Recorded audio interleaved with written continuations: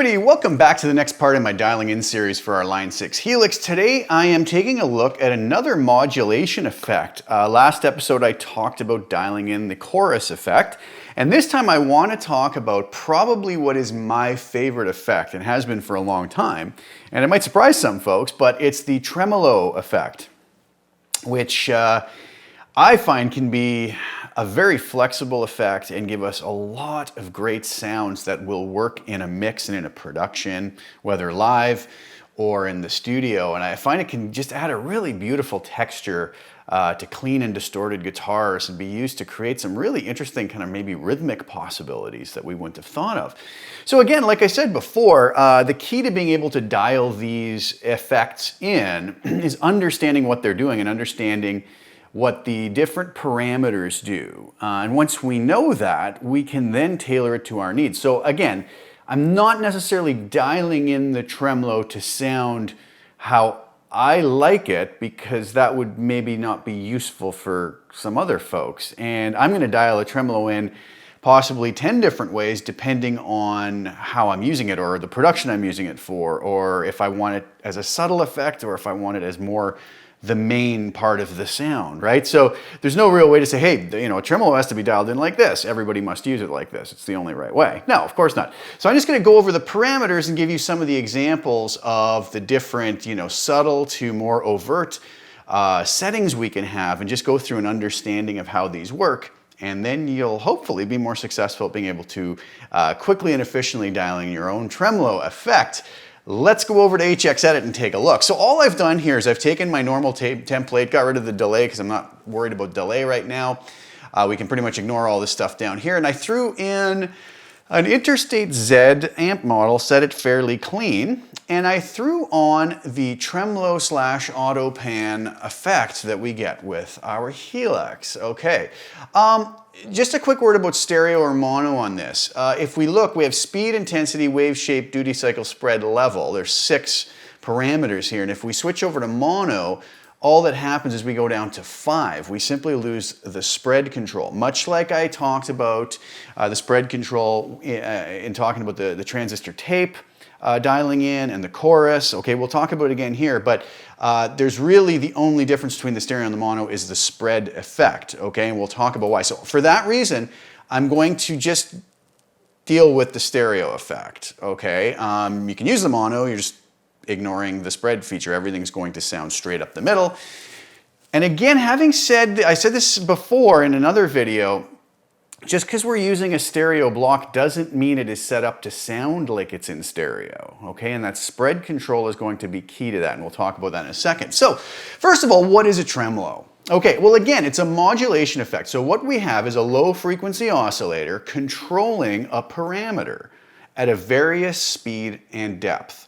Much like the chorus effect, right? With the chorus effect, the low frequency modulator was constantly changing a short delay time, which caused pitch changes in this sort of kind of warbling, chorus effect, right? How else should I describe it? We know what that is now, right? So same sort of thing here. So we have a speed control, which is measured in hertz, and that is going to tell us how quickly that low frequency modulator is going to change that parameter. Okay, but what's the parameter it's controlling in a tremolo? Well, quite simply, tremolo is very simple. It is just simply going to be lowering the volume of our signal.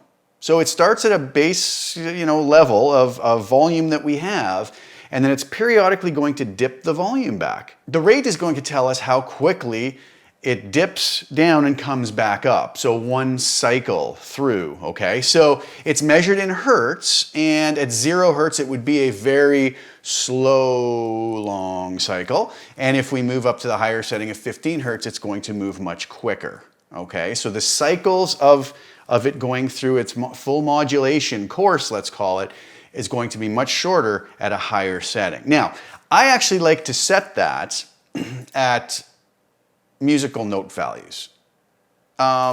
Most people aren't going to really know that, oh, I would like this set at 11.7 hertz, let's say, right? And have any sort of correlation to the music they're playing. But if we set this as note values, we know we can set our time up here, 120 beats per minute. Oh, wonderful. Okay, I know that's like my tempo, right? And this is going to go through a cycle of, volume dipping down and returning every eighth note. So I really like to set mine as a musical value. And that way, I'm a musician. I think more musically, right? And I'm going to be able to dial it in faster like that. So for our purposes here, we'll leave it set on the note sync musical value, okay? Instead of the sort of frequency setting. The intensity, well, the intensity is going to tell us how much the tremolo is going to turn the volume down, right? So if we're all the way up to 10, it's likely going to turn the volume all the way off before it comes back up. Whereas if we were way down here at an intensity of 0, it may not even do anything, right? As we would bring it up. So it would basically, instead of this big dip of turning the volume down, it might just be a smaller dip. So we've got the note sync, or the rate of this LFO, right? The speed of it, it's called. When we switch this, it goes to note sync. But the speed of it's going to tell us how long it's going to take us to go through a full cycle of, normal volume to the lowest setting and then back. And the intensity is going to tell us how much we turn the volume down. So we're going to get a much greater effect if it's set higher.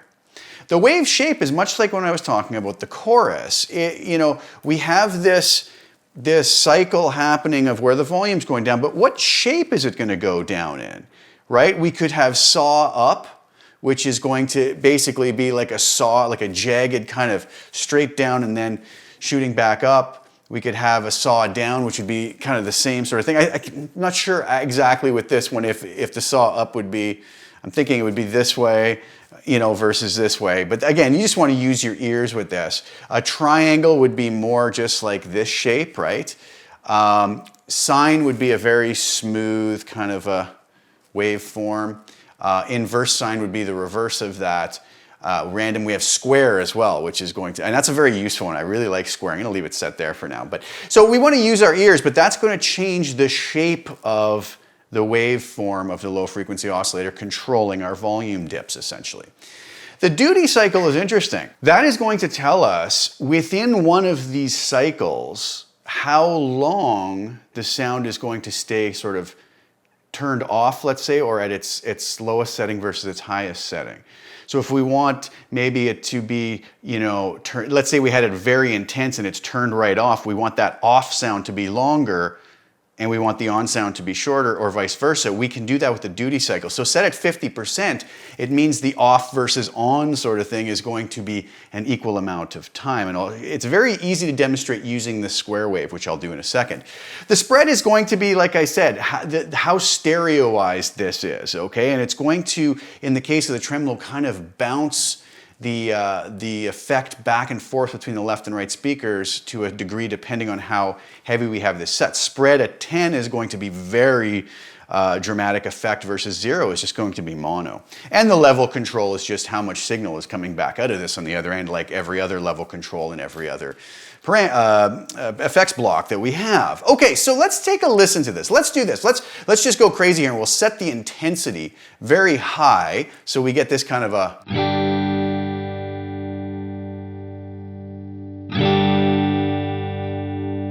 Now you'll hear, because I have my spread on 10, it's bouncing back and forth between speakers. If you listen on headphones or a good set of speakers that are spread apart, you'll hear that better, especially headphones.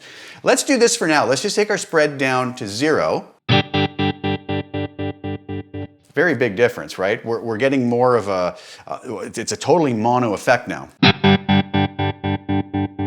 But the square wave just kind of turns the signal on and off, right? So watch what happens with the note sync. If I turn that down all the way to a whole note,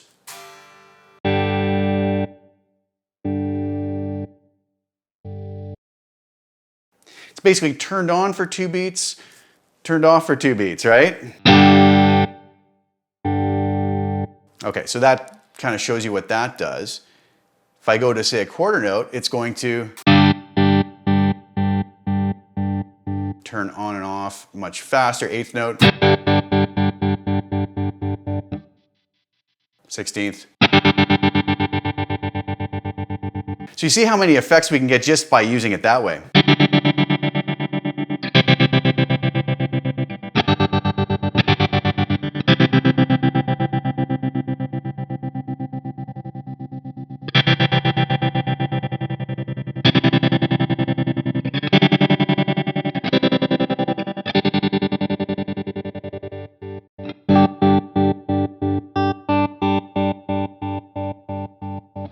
Okay, so pretty interesting stuff. Now, if I take that intensity and I turn it down to 5, you're going to see now that it's not going to turn the signal all the way off anymore.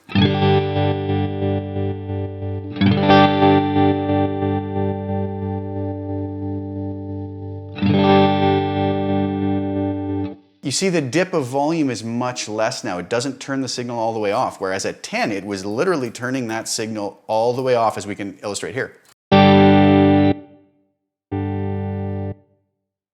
If I go back down to maybe a setting at 2.8, it turns the volume down, but much lesser amount.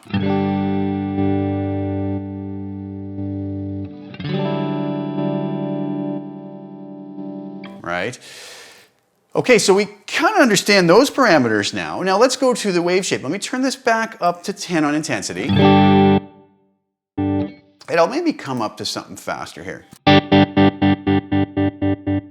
So the square wave, very, very harsh on and off. It's just like turning it on, turning it off, like a switch. But if we go to, let's say, a saw up, let's listen to what that does.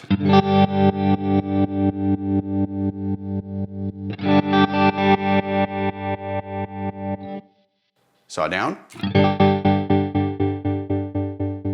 Kind of like the inverted version of the saw up.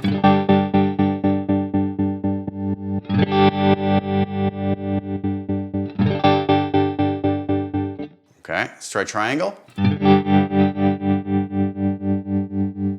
It's jagged sounding, but it's even jagged sounding. Versus the more uneven of the saw.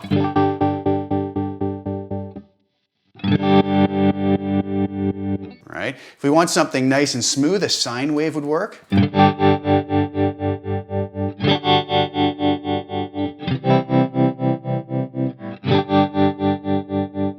We've already listened to the square, the on and off.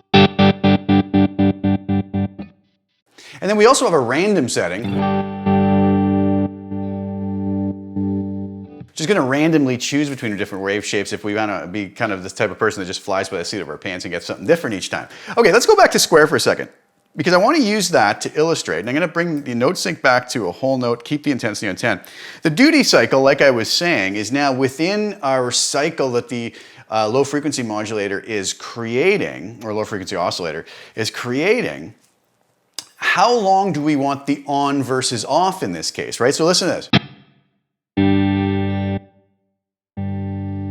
We basically have it turning on and off very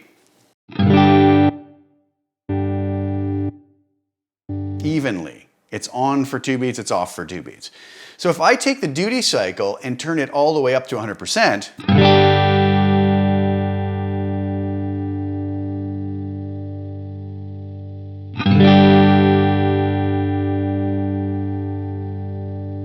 we now get no effect. It's on all the time because we've told it to do that, right? So if I go to 75%, it should be on longer and off shorter. So in this case, it would be like on for 3 beats, off for 1 beat, right? So we could do some really neat rhythmic things like this. Go back to 50%, it's going to be even again. Now if I go down to 25%, it should be on for a beat, off for 3 beats.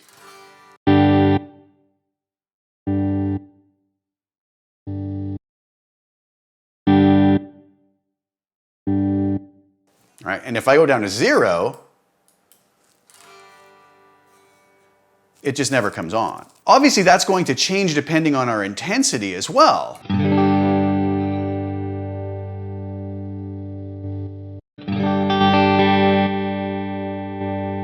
I just found it was better to illustrate it using a square wave, which was on and off. You could really hear the difference, right? So all of these parameters are going to interact with one another, and it's going to be up to us to decide how dramatic we want that effect to be. Some of my favorite things to do are, taking the square wave, very intense. Maybe we'll just keep our duty cycle kind of equal here.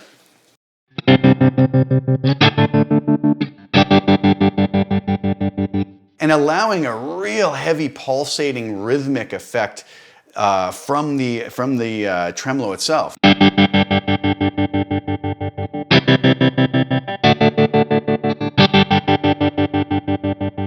maybe with single notes.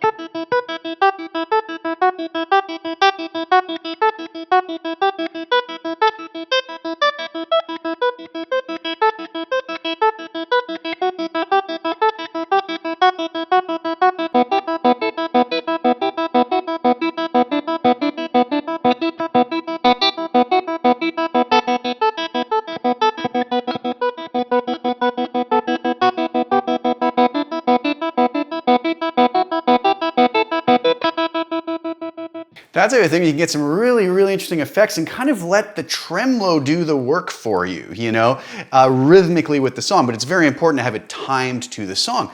But then again, we could also just take that and say, let's change that to a sine wave, maybe bring our intensity back a little bit, and get something like this.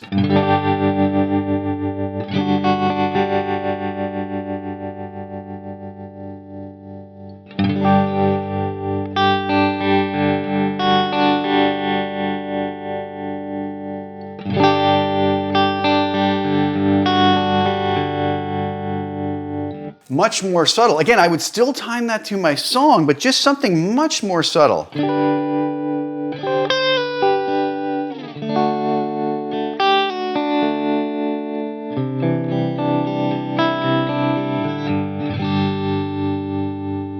That type of a tone with a chorus on it, beautiful stuff, really beautiful stuff. Now, where we place it in the chain as well is going to be important, but you'd want to use your ears. Usually safest bet is to go closer to the end of the chain. And again, I have a bit of compression at the end. You'd be careful with the compressor after it, that if you're squashing dynamics too much, you're going to kind of kill a subtle tremolo effect, because the compressor is designed to even out volume and the tremolo is kind of designed to do the exact opposite. So you got to be careful with those settings. I have such a subtle chorus on, compressor on here, it's not really going to affect that very much.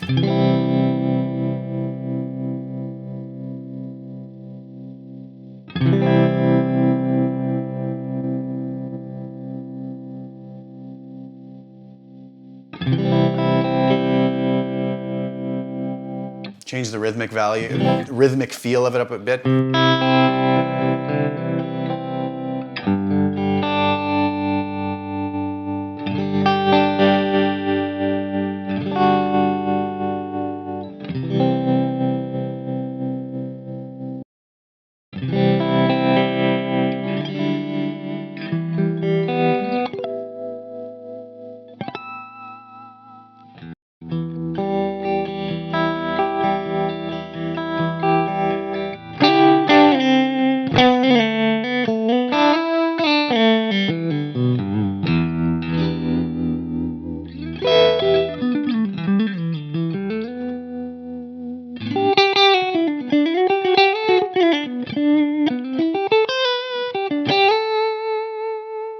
So even a subtle tremolo on a little bit of lead is really nice, you know, and if we put like a bigger reverb on that, you know.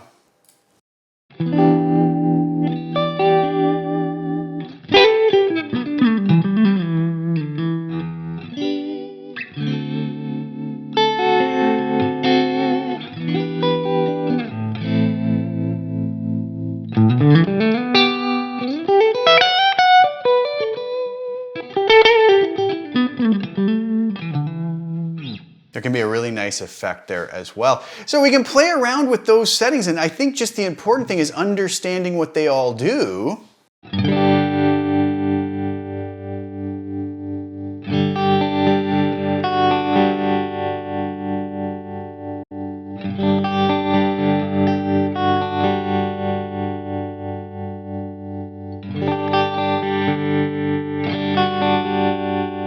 My probably two favorite settings would be the sine wave shape or the square, depending on what effect I'm going for. Now, if I take the spread and bring it all the way up, you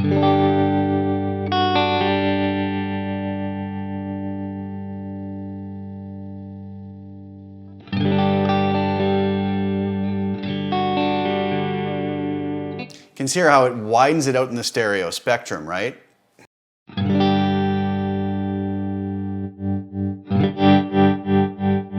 Straight up the middle.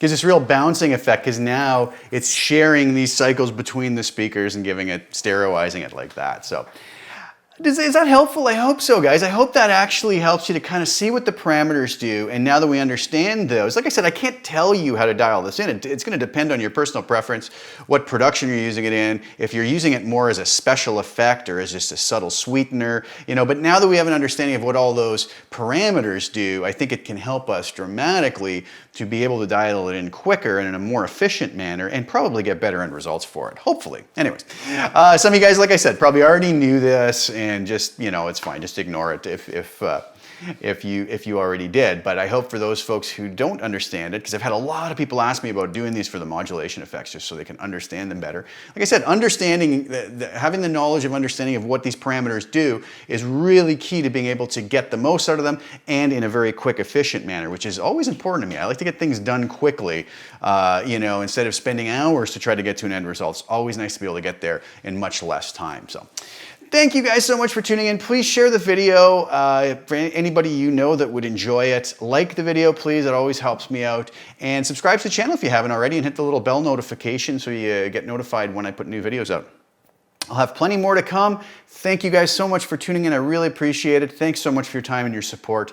And I'll be back soon with some more content. Ciao for now.